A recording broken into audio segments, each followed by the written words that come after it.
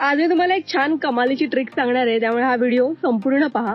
आता तुम्ही तुमच्या नावावरून गाणं तयार करू शकता. हो, मी सांगते ते खरं आहे. हे बघा, हे ऐका. मनातले आवाज पुन्हा सांगतात, सिद्धी नाव घेऊन चालेत तू. हातात थांबायचं नाही मेरे सिद्धी. पाहिलं की नाही, किती छान गाणं आहे.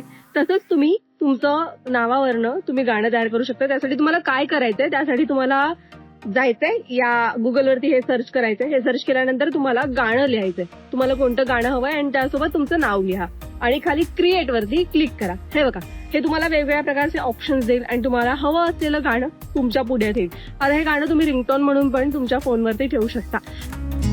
मनातले आवाज पुन्हा सांगतात, सिद्धी नाव घेऊन.